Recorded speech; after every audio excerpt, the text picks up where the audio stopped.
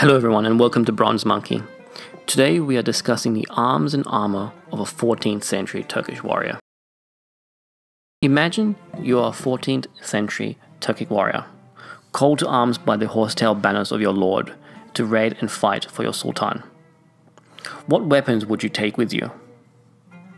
The Turkish epic, the Danismendname, or the Epic of Danishmend, which I am in the process of translating from French to English from the brilliant study done by Irene Melikof, states that a warrior must have the following at his disposal: the kulun, the one-handed warhammer with a spike at the end, used for cracking into enemy armor, the gurs, amut, or bozdar and maces; the chomak club, which I cannot find an image of, but I believe this will be the most closest representation; the chak yaya, or infantry crossbow, which would later become called the Tatar yaya, or Tatar crossbow, due to their predominantly use amongst the Tatars during their campaigns; a small hand axe.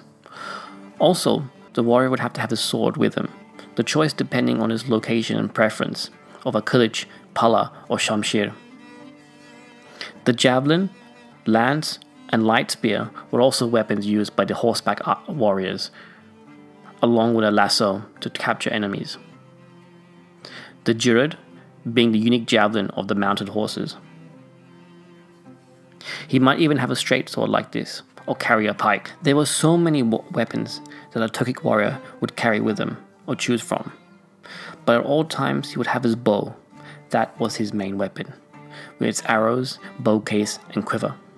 For his defense, he would either have lamellar armor, or, if he was rich enough, he would boast iron armor, helmets, arm guards, and leg defense. By the end of the 14th century, he would have a variety of options, from splint mail to scale armor, his kalkan shield, crested helmets, mail hauberks, or scale armor with mail coifs. The turban helmet from which he protected his face and neck, or coupled with a full-face coif, was typically of an archery-based army, and it is from this that the lobster-tailed pot and German Zischage was developed. Later on, the Ottomans will make more use of mail and plate than the Iranian or Mamluk contemporaries. However, infantry armor was virtually abandoned by the 16th century.